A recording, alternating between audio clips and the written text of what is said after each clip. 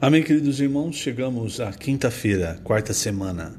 Nessa quarta semana, o título geral é A Unidade Gloriosa entre Deus e o Homem. E o título da quinta-feira, A Glória de Deus é manifestada a seus íntimos. O versículo, Êxodo 33:18. Rogo-te que me mostres a tua glória. Senhor Jesus, Senhor, obrigado por mais um dia. Obrigado, Senhor, pois o Senhor tem nos mostrado a tua glória, e não só isso, o Senhor tem nos transmitido a tua glória através da tua palavra. Por isso, nesse dia, nós queremos nos abrir para receber as tuas palavras, abrir-nos totalmente, crer com todo o nosso coração, com toda a nossa alma nas tuas palavras, ser transformados pelo Senhor, cada vez mais, de glória em glória, passo a passo, Senhor. Nós queremos te buscar, queremos receber da tua glória, da tua presença, para sermos transformados à tua imagem. Não queremos mais a nossa vida antiga, nem viver pelo que nós achamos correto, pelo que nós entendemos que é uma vida da igreja, uma vida santa. Nós queremos que o Senhor viva em cada um de nós. Obrigado, Senhor, obrigado pela revelação das tuas palavras, pois a revelação das tuas palavras cada vez mais nos deixa claro do caminho a percorrer, o caminho da glória, o caminho que leva para o reino. Obrigado, Senhor. Jesus é o nosso Senhor. Muito bem, queridos irmãos, na última quarta-feira nós, falando da glória de Deus, falamos como a glória de Deus ela possui uma força que realiza a obra de Deus. Você sabe que na física não há trabalho sem que haja força. O que é trabalho? Por exemplo, se você tem qualquer coisa na sua mesa, está na sua mesa agora, olhe para a sua mesa, qualquer coisa ali, tudo que tem ali está parado. Quando você, por exemplo, coloca uma força que vem da sua mão e toca em algo, empurra, você está produzindo então um movimento, um trabalho. Se você notar na sua casa, ao seu redor, tudo para que haja um trabalho é preciso de uma força. Pode ser uma força da eletricidade, pode ser a força humana, pode ser outro tipo de força, mas você vai notar que nada se mexe, nada realiza um trabalho sem que haja uma força por trás. Do mesmo modo, nós podemos aplicar isso à obra de Deus. A nossa mão, ela não pode mover as coisas de Deus. Às vezes nós fazemos as coisas e achamos, olha, tá frutificando, porque é a minha mão, é a minha capacidade. Mas na verdade não, está parado. Gera uma impressão, mas não produz fruto. É a força da glória de Deus que faz com que a obra de Deus se mova. E a ferramenta somos nós. Por isso, aí tem um exemplo muito bom aqui em Colossenses. O Alimento Diário de hoje abre com esse exemplo. No começo da carta aos Colossenses, Paulo elogia, ele diz que a palavra da verdade do Evangelho, ela chegou até os Colossenses, assim como ela está chegando a todo mundo, é o que Paulo fala, e ela produziu fruto. Desde o dia que eles ouviram e entenderam a graça de Deus na verdade. Esse é o versículo 6. E quem instruiu os colossenses foi Epáfras, o responsável direto por levantar a igreja em Colossos. Epáfras, que aqui, versículo 7, Paulo diz, fiel ministro de Cristo, também era um cooperador de Paulo. E aí no versículo 9, Paulo escrevendo, ele diz, por essa razão também nós, desde o dia em que o ouvimos, não cessamos de orar por vós e de pedir que transbordeis de pleno conhecimento da sua vontade, em toda sabedoria e entendimento espiritual. Então veja, irmãos, por que o apóstolo roga para que não cesse de transbordar do pleno conhecimento da sua vontade? Porque quando nós recebemos a palavra do Evangelho, nós recebemos primeiramente, irmãos, da glória de Deus. Lembra em João 17:8, João 17:22.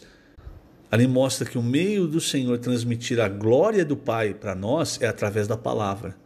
Então, quanto mais você recebe a palavra, você vai cada vez mais se enchendo do pleno conhecimento da vontade de Deus.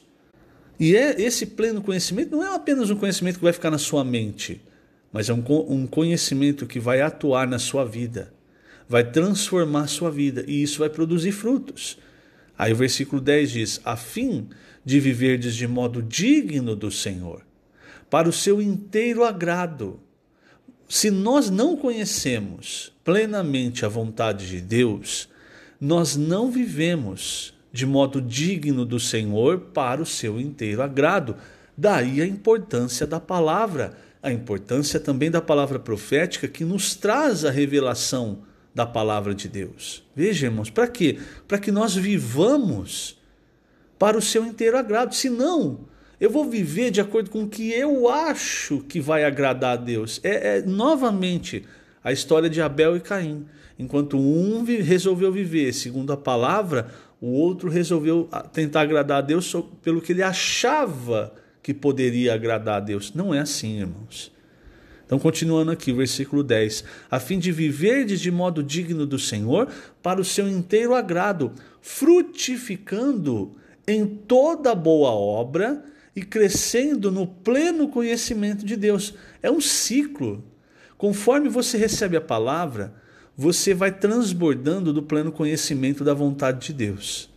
Aí você agora sabe qual é a vontade de Deus, você começa a praticar e começa a viver de uma maneira que agrade o Senhor. Isso faz com que você frutifique em toda boa obra. E você não parou de receber a palavra, porque não pode parar de receber a palavra. Você continua recebendo a palavra e você vai crescendo ainda mais no pleno conhecimento de Deus. E olha o versículo 11. Sendo fortalecidos com todo o poder, segundo a força da sua glória, em toda perseverança e longanimidade, com alegria. Por quê? Porque chegam situações, irmãos, na nossa vida que, sinceramente, nós achamos que vamos parar, que vamos ser derrotados.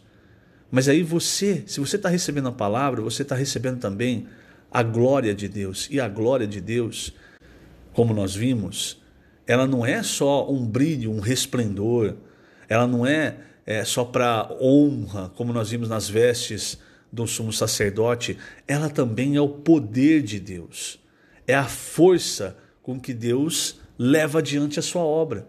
E aí essa glória que está sendo infundida em você vai te dar perseverança e longanimidade. Perceba isso. Tudo pela palavra de Deus. Você percebe como o Senhor tem sido gracioso conosco com relação à palavra profética que nós temos recebido?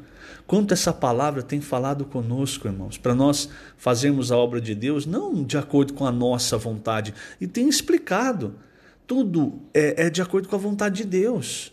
E quem capacita é Deus. É o que Paulo disse aqui. Você quer viver para o seu inteiro agrado? Aprenda a receber a palavra, se encher do pleno conhecimento da vontade de Deus, praticando a palavra, e aí você vai estar recebendo a glória de Deus como uma força que vai atuar em tudo, principalmente nos momentos em que você precisar de perseverança e longanimidade. O segredo é receber a glória de Deus através da palavra, porque quando nós recebemos a palavra de Deus, nós também recebemos a presença do Senhor. E aí entra no segundo ponto dessa quinta-feira. A glória de Deus, irmãos, no fim das contas, eu vou colocar dessa forma, quem vai se encher mais da glória de Deus vão ser aqueles que são mais íntimos do Senhor. Eu vou agora para Mateus 17, mas antes eu queria ler aqui na página 63 o segundo parágrafo. Veja só. A força da glória visa realizar um trabalho, mas requer perseverança e longanimidade, porque esse trabalho é lento e gradual. É o trabalho de nos impelir para a glória de Deus. Por isso fazemos a imersão na palavra.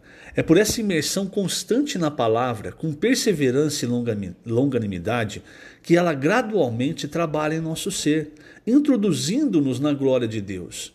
E devemos lembrar sempre que a imersão na palavra nos aproxima mais do Senhor.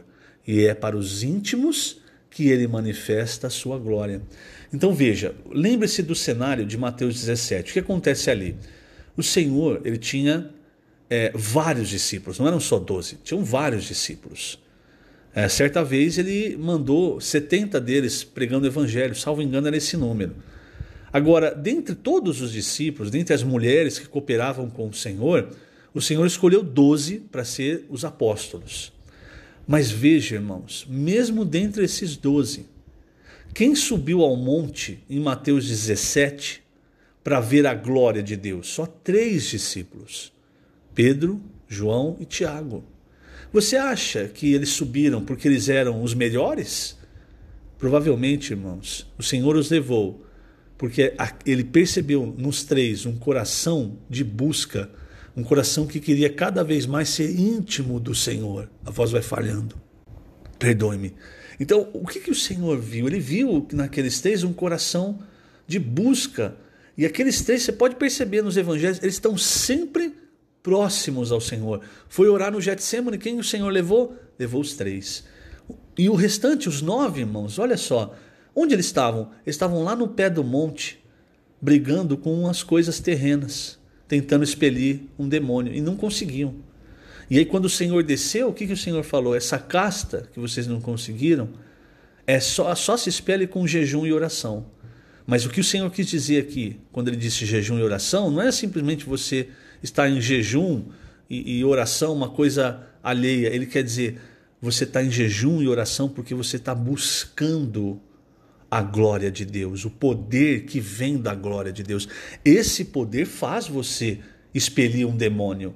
Por quê? Não por você, porque você está armazenando a glória de Deus em você. Você está buscando, você está fazendo jejum, está fazendo oração, está imergindo na palavra, está ali buscando o Senhor, está pregando o evangelho. Então você está se enchendo de glória. Se um dia você encontra um demônio, não precisa ficar apavorado. Se você está cheio da glória, você tem o nome de Jesus, você expulsa facilmente esse demônio. Por quê? Porque a força, o poder, ele vem da glória e você está se enchendo da glória de Deus. Percebe isso? Então, lá em Mateus 17, eu não estou lendo os versículos por causa do tempo, irmãos. Mas leia, por favor. Você vai ver que ali o Senhor sobe com esses 3 discípulos e ele se transfigura, ele mostra a sua glória para esses discípulos. E essa glória que eles viram vai ser a glória que nós vamos ver quando o Senhor voltar. E vai ser esse corpo que o Senhor mostrou, esse corpo resplandecente, cheio de glória, como o corpo de glória de Cristo hoje, o atual, como também o corpo que nós vamos ter. Paulo fala isso em Filipenses 3. Então, hoje, querido irmão, querida irmã, eu faço uma pergunta para você. Onde você quer estar? Você quer estar no pé do monte, ali brigando com o demônio, não consegue expulsar, não sabe o que está acontecendo?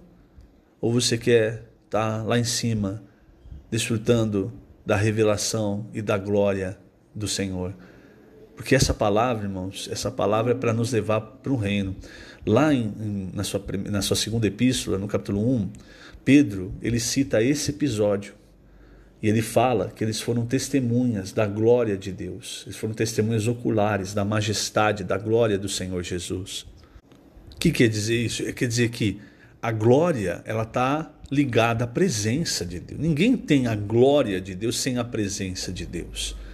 Um outro exemplo disso é o que acontece com Moisés em Êxodo 33. Para lembrar rapidamente a história de Êxodo 33, o povo havia feito o bezerro de ouro e começou a idolatrar aquele bezerro como se fosse Deus. Qual que é o objetivo de Satanás? É colocar coisas na nossa frente para nos separar da presença de Deus. Porque aí ele separa da glória de Deus, do poder que há na glória de Deus. Então ele vai colocando muitas coisas na sua frente para você idolatrar. Ele pode colocar desde um bezerro de ouro, literalmente, ou esse bezerro de ouro pode ser sua família, pode ser o seu trabalho, ou outras coisas que você gosta e que você não se desapega. Por quê? Porque aí você está apegado nisso, gastando seu tempo nisso e você não está na presença do Senhor.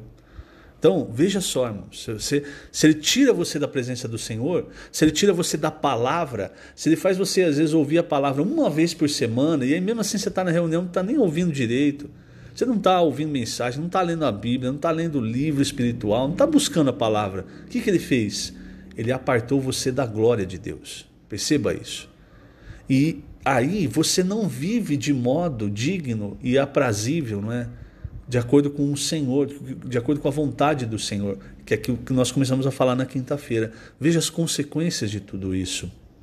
Então aqui, o povo de Israel, ele se voltou para aquele bezerro. Isso irou de tal forma o Senhor, porque você está idolatrando, é esse princípio, você está idolatrando, você está se apartando, você está deixando o Deus único e verdadeiro, a fonte da glória. Então, o Senhor se irou e falou para Moisés: não, chega, eu vou exterminar esse povo e vou recomeçar com você. E aí Moisés fala com o Senhor, e em determinado momento o Senhor fala para Moisés: tudo bem, né, eu vou continuar com esse povo, mas eles não vão mais ter a minha presença. Agora eu vou mandar um anjo, e esse anjo, né, ele vai adiante do povo. E aí, veja, no versículo 15, veja a sequência. Moisés fala assim: se a tua presença não vai comigo, não nos faça subir deste lugar. Quer dizer, por que Moisés fala isso? Porque ele sabia que a glória de Deus, ela estava ligada à presença de Deus. Você pode até ser guiado por um anjo, não é a mesma coisa do que você ter a presença de Deus. Porque o que fortalecia Moisés, irmãos, era a glória de Deus. Quando Moisés aparecia para o povo de Israel cheio da glória de Deus, o povo de Israel respeitava Moisés.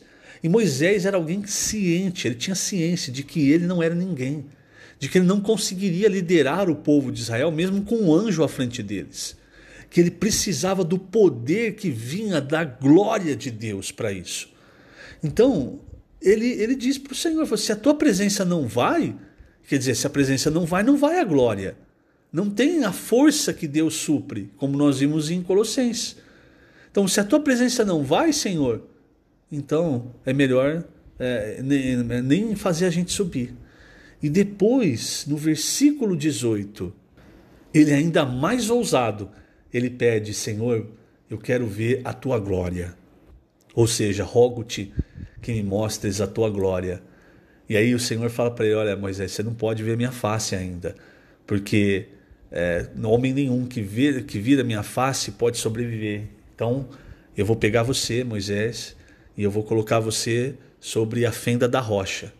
E aí eu vou passar, e a hora que eu passar, eu vou cobrir você com a minha mão, você vai ver só as minhas costas. Isso é maravilhoso, o que acontece aqui, porque quando Moisés é colocado sobre a fenda da rocha, essa rocha representa Cristo. É por causa de Cristo, irmãos, que hoje nós podemos ver a face de Deus, a glória de Deus, e não só ver, mas tê-la infundida em nós. Então, o que Moisés presenciou era algo físico. Mas se você vai lá para 2 Coríntios 3, Paulo lhe fala que o que nós temos hoje não é uma coisa física que se desvanece, mas é muito maior, é uma glória que não se desvanece. Pelo contrário, ela vai sendo acumulada no nosso espírito e vai transbordando então para a nossa alma, da mesma forma que a vida de Deus. Então é em Cristo que nós podemos ver, irmãos, podemos ser infundidos da glória de Deus. Ele fala da fenda da rocha, é por causa da fenda em Cristo, da onde saiu sangue e água, por causa dessa obra, é que nós fomos colocados em Cristo, é que hoje nós recebemos a glória de Deus, irmãos. É grandioso demais o que o Senhor fez, todos os exemplos do Antigo Testamento, coisas, irmãos, que nós só temos revelação porque o Senhor teve misericórdia e enviou a palavra profética. Palavra profética que não vem de um homem, vem de Deus, usando homens, como ele usou Moisés no Antigo Testamento, como ele usou Paulo no Novo Testamento, para mostrar ali para os colossenses que a glória de Deus, a força, o poder da glória de Deus em nós é que vai nos fazer avançar, perseverar, ser longânimos nessas situações de provação. Aqui até no final da quinta-feira do Alimento Diário, o nosso amado irmão Pedro, ele fala, nós estamos passando por tantos ataques, tantas provações, e às vezes, eu vou até ler esse trecho. É o último parágrafo da página 65.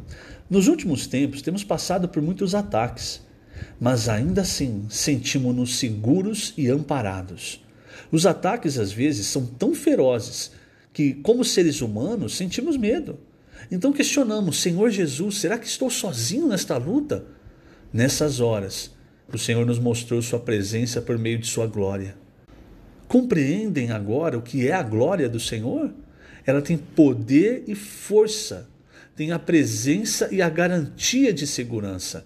Assim como Jesus mostrou sua glória a Pedro, João e Tiago, e o próprio Deus a revelou a Moisés, nós precisamos chegar a esse mesmo nível de intimidade com Ele, a ponto de também ver a glória de Deus. Então, qual que é o ponto principal hoje?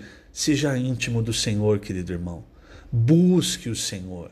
Busque a palavra, sabe? Tenha tempo de buscar a palavra, ouvindo as mensagens, lendo a Bíblia, fazendo a imersão na palavra profética, tem o alimento diário. É muita coisa que o Senhor tem nos dado, nos transmitido. Para quê? Para nós entrarmos no reino, para nós entrarmos na glória. Se você ler 2 Pedro, capítulo 1, que é o capítulo que finaliza falando da palavra profética, você vai ver que Pedro, na verdade, ele está tentando mostrar o caminho, tudo o que Deus nos deu, para nos conduzir ao seu reino eterno. Leia esse capítulo e você vai ver que ele vai finalizar com a ferramenta mais importante que Deus nos deu para nos conduzir ao reino, a palavra profética. Por isso, irmãos, hoje nós damos valor a essa palavra e a tudo o que o Senhor nos deu. Que o Senhor te abençoe grandemente nesse dia. Lembrando, estamos colocando essas gravações no canal do YouTube da Igreja em Ribeirão Preto. Jesus é o Senhor.